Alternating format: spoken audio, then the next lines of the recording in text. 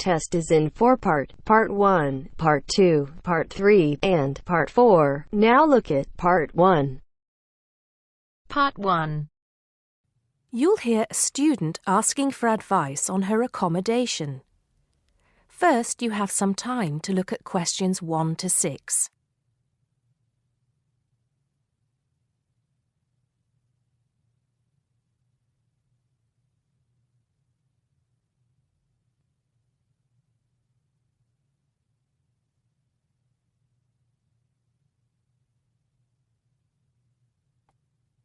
Now we shall begin. You should answer the questions as you listen, because you will not hear the recording a second time. Listen carefully and answer questions 1 to 6. Good morning. So, what can I do for you? Well, it's about the accommodation where I'm staying at the moment. First, can you give me your name and address, please? Yes, I'm Maria Dominguez, and the address is 12 Pine Tree Terrace. It's in Westcliff. I'm staying with 2 other students. There's actually 4 of us in the house, us 3 students and the lady who rents the house to us. So, is there a problem? Well, there are a few, actually. You know, I'm a first-year student, and though I lived away from home for a while when I was studying over the summer in Mexico City, I've never lived abroad, and it's a big change for me. The course is tough, but that's not the main difficulty. I'm coping with that up till now, anyway.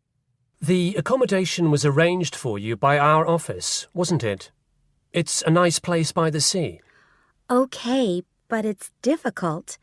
There are only a few buses, and it takes about 50 minutes. It's just so far away, and there's no way I can get back if I want to stay on after 7. And also the other thing is, there's nothing to do there. It's basically just a village. All my friends stay on campus. What about the girls you live with? Do you get on with them? Well, when I see them, but one of them is hardly ever there. Mostly she stays in a house with friends. They've got plenty of extra space, you see. The other girl is quiet as a mouse and hardly ever leaves her room. The landlady's friendly enough, though a bit forgetful, and she doesn't keep the place very clean. I don't have any real problem with her as a person, though. I understand it's rather far away. So I suppose you'd like us to find you a place in the halls of residence or closer by in the town. That would be good. You did say in your brochure that most first-year students are offered a place in halls. I think it actually said final-year students have priority there. They need the library facilities more for studying for their finals. Before you hear the rest of the conversation, you have some time to look at questions 7 to 10.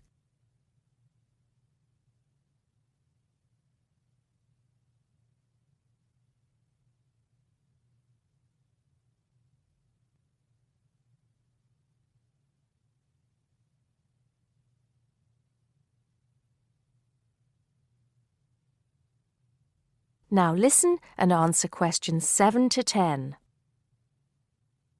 Anyway, let's see what we can do. Just a moment, I'll check what might be free. Sometimes students drop out or move from halls, though we were full at the beginning of term. By the way, have you checked the student notice boards? You know there's one in each of the 4 colleges, don't you? There are often requests for people to share houses, and it can be quite cheap. No, I hadn't thought of that, but it's a bit of a risk living with complete strangers. Now, I see there's a room free in Hillside College. That's the one with the tall tower, right? That's it. It's the smallest college and has a reputation for being quite fun. Oh, but it's a shared room. Would you consider that? That's going to be a problem for studying, isn't it? What if she plays music all the time, and maybe we won't have anything in common? Maria, I see you're studying history. So is this girl, Francesca. She's Italian. Well, at the moment I'm doing the General Humanities course, which includes history, but actually I'm planning to change to literature quite soon. That's not the thing, though. I really want a room on my own. Right. I'm afraid I don't see any other openings. There's nothing showing up on the computer, at least on campus. Well, if I have to stay where I am now, I'm going to find it more and more depressing. Here's one more thing we can try.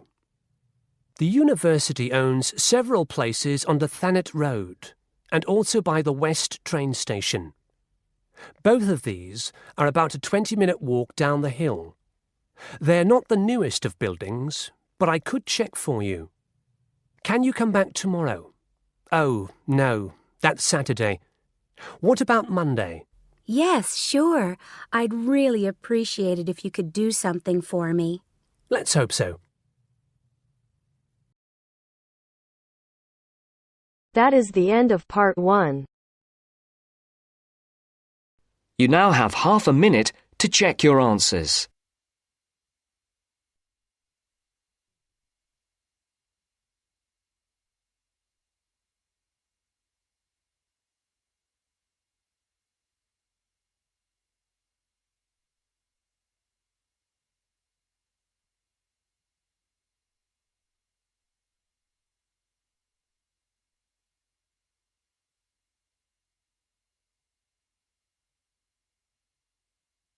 Now turns to part 2.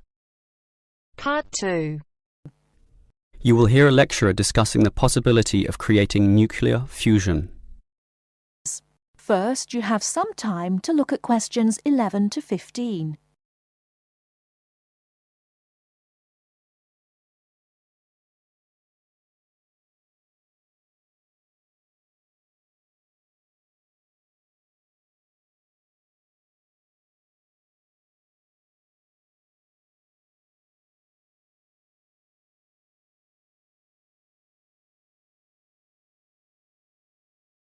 Now, listen carefully and answer questions 11 to 15.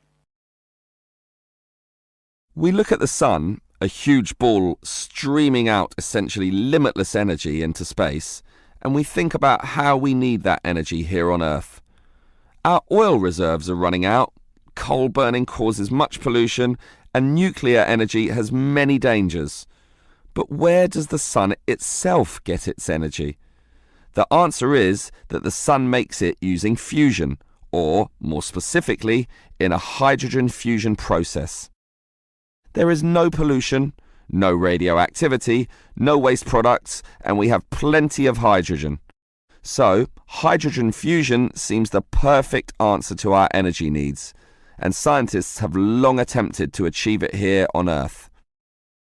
So what happens during this process? The first step is to make two light atomic particles approach. In the case of our sun, these are hydrogen particles, the lightest and also the easiest to deal with. However, the problem is that the nuclei of atoms have electric fields, and fusion between these particles is opposed by their similar electric charge. They most naturally repel each other, and the nuclei of all elements are exactly the same in this respect. Thus, in order to overcome this repulsion and force them together, in the second step, the particles are heated. The trouble is, you need a lot of heat, incredible temperatures of the sort only seen on the surface of the sun. This is many millions of degrees, far higher than the melting point of any known material. Still, the concept is simple. The hot, wildly moving particles, which are now called plasma, will crash into each other, resulting in the third step, the fusion into helium, which releases energy and begins a self-sustained process. Before you hear the rest of the talk, you have some time to look at questions 16 to 20.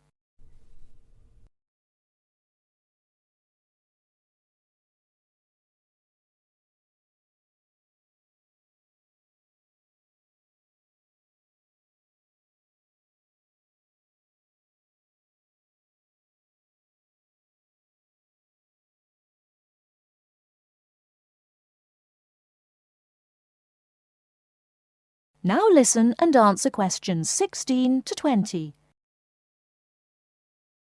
So, we know how fusion works. Thus, the big question is, can we create it here on Earth? We actually have the technology to superheat hydrogen into plasma, but no container on Earth can deal with those temperatures. Thus, we need to confine this superheated material so that it doesn't touch anything. For that, we need a special reactor, and most research has focused on an apparatus known as a tokamak system. That's Tokamak, an acronym from some Russian words meaning toroidal chamber with magnetic field. It's an apt name, since a very powerful magnetic field is used to confine and suspend the super hot plasma in the air so that it doesn't touch anything. This is possible only because this plasma has an electric charge, which interacts with the magnetic field. Of course, the walls of the fusion vessel will still get hot, very hot, and to avoid being melted, they must be cooled with a cryogenic system to intensely low temperatures. But now we are faced with the second problem. If we are to draw power from this system, the reaction must be continuous and controllable. However, when fusion begins, the plasma becomes unstable, and at these temperatures, that is a very serious situation. If we lose control, a disaster could result. Despite the obstacles, in 2010, a European device managed some success, but needed far more power to generate the fusion reaction than that produced from the fusion itself. Obviously then, it was not useful as a power source. More to the point, this system could only sustain a fusion reaction for a fraction of a second. Yet, to self-sustain, the fusion needs to run for at least 10 seconds. And the future looks bleak. Unfortunately, most scientists predict that many decades will have to pass before fusion power can become a practical reality. That is the end of part 2. You now have half a minute to check your answers.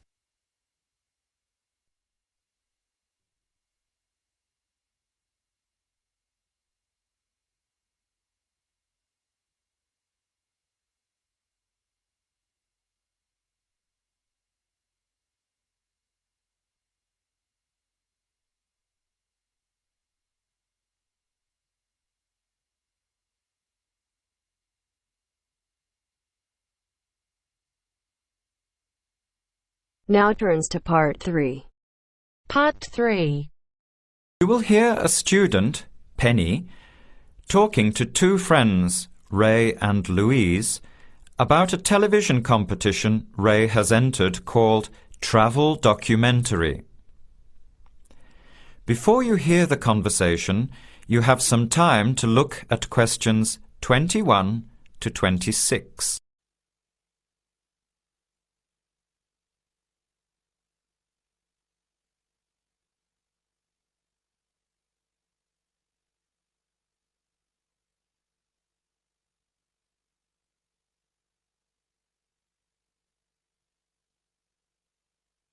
Now, listen carefully and answer questions 21 to 26.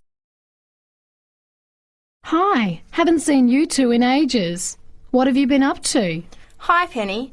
Ray is really excited. He's just been shortlisted for Travel Documentary. He could be off travelling around the world for 3 months. Travel Documentary? What's that? You've never heard of it? Don't you watch TV? Well, actually, no, hardly ever. Especially since I've started working on my thesis. I don't have time to breathe, let alone watch TV. So what's this all about, Ray? Well, actually, it's a competition run by public TV. It involves my two great loves, travel and filmmaking. Is it that program where people are sent around the world making documentary videos? I have heard of it. Fantastic! So you've been chosen? Not yet. I'm one of 34 selected for an interview next week, so I've made it through the first cut. Yeah, there were over 200 applicants from around the country. Pretty amazing, hey? Well, I've been lucky so far. What's the next stage? 13 are chosen from the interview to do a 4-week training course in documentary filmmaking. Then the 8 finalists get sent off with a video camera to travel around the world. Sounds incredible. What's the catch? The catch is that every 2 weeks you have to send in a 10-minute video from a different part of the world. It's broadcast on TV along with the work of 3 of the other competitors and judged by a panel of experts and the TV audience. So you're under a lot of pressure. Wow, I guess so. You mean you're on television every 2 weeks? Yep, that's right. But first I have to be selected. Do you have to have any filmmaking experience to apply? Some background in photography or video making helps, but you're not supposed to be an expert. In fact, you can't apply if you've already worked in filmmaking. We all get the same 4-week course, so we start with the same skills. Can you go anywhere in the world you want? Each competitor makes up his or her own travel plans and has to get them approved. Before the conversation continues, you have some time to look at questions 27 to 30.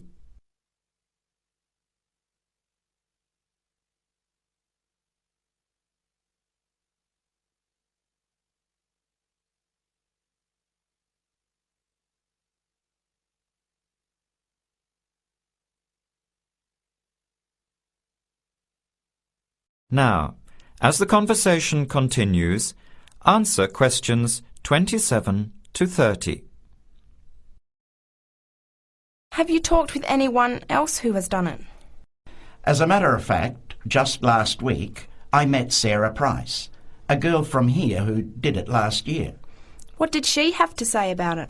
She said it was the most amazing experience of her life, but it was really tough at times. I think you'd have to be really brave to take off like that alone with so much responsibility. It's not like going on a holiday, is it? No.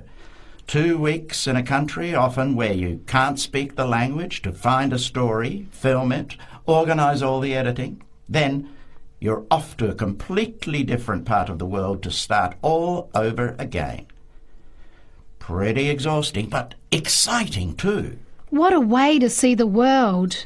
What about Sarah Price? Did she have any bad experiences? She said the worst part was when she got some mysterious fever in Mongolia and thought she might have to be sent home. Fortunately, it got better, but she said it was scary to feel really ill when you're alone so far away. So what made you want to apply? When I saw the program on TV a while ago, I thought, this is for me. I've always wanted to travel, but needed to work for a year before I could even think about it. Then a new series started up. I thought, now's my chance. Don't you think you'll be lonely? I don't think I'll have time to be homesick. I'm more worried about having too much to do and not enough time to get things organised. So we might be watching you on television in the next few months. I hope so, if I'm lucky. When will you know for sure? They choose the final 8 in March. A month later, you're on your way. So do you have to pay anything? Nothing. It's all paid for. Course, camera, flights, accommodation and in-country travel. The budget is pretty tight though. No extras. I sure hope you get it. Then I'll be finding time to watch at least one program on television every week. That is the end of part 3. You now have half a minute to check your answers.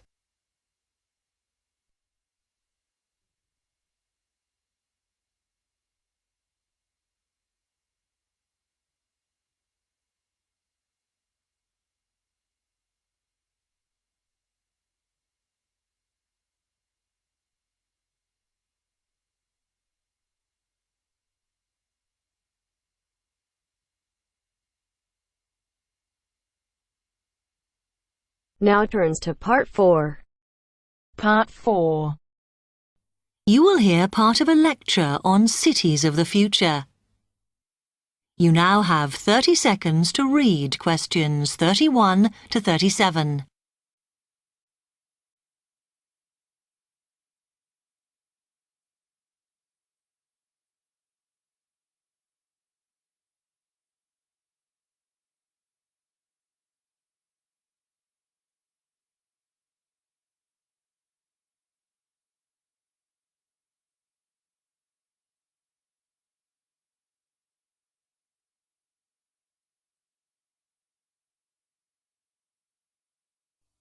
OK, we've been looking at how societies will develop in the future and at the increase in the size of cities. So I want to talk to you today about the key considerations in these cities of the future.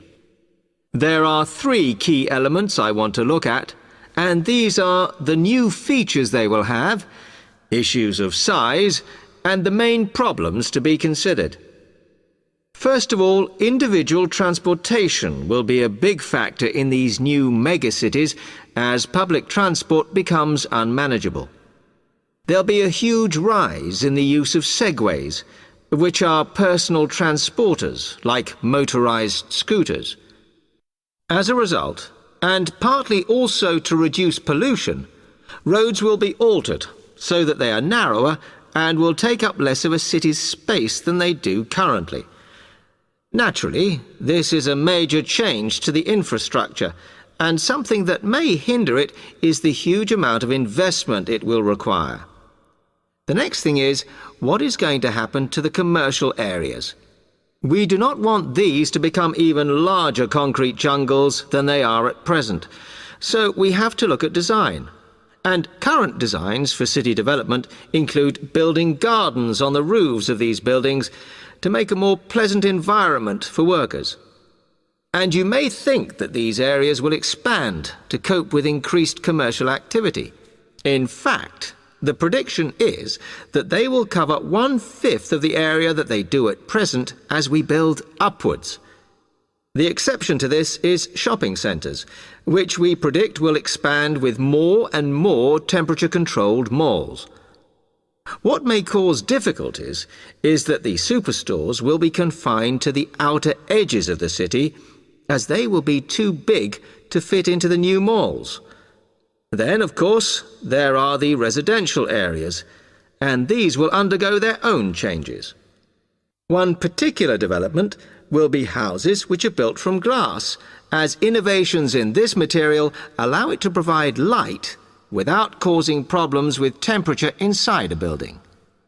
The residential areas will not be allowed to expand without limit, as happens in some areas at present, and their size will be restricted to a population of 15,000. One issue, which has yet to be resolved, and I'm not sure it ever will be, is how we manage to house older residents. They will be increasing in numbers as time goes on. Finally, how will these cities live? We know we have limited energy sources, so what will we do? Well, something currently in development, which will be a feature, is that waste is going to become an energy source. For example, to provide gas in homes. Also, as new technology and systems are developed, we will find that energy plants will become smaller. Another energy source we could use, but one which raises issues of having enough space and too much noise, is wind farms. Because of the problems, I'm not convinced these will be the grand solution to our energy problems that we thought they were going to be. You now have 15 seconds to read questions 38 to 40.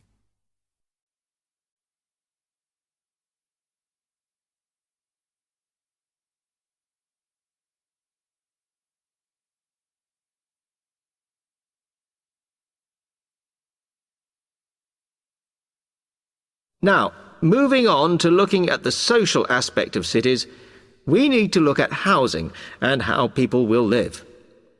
Cities currently have flats in the centre, populated by single people and wealthier residents, and families tend to move to the outskirts. In the future, the centre of cities will see a dramatic change. We will see many more examples of cooperative buildings. This is where people join together to form a company that owns the building they live in. And despite continuing shortages, there will also be a rise in the provision of retirement homes in city centres so that the elderly can have easy access to hospitals and shops. Recently, we have seen a levelling off in the growth of private housing, and I think that will not change. But we are likely to see more social housing, as far fewer people will be able to afford to own their own homes. OK, now, if anybody has any...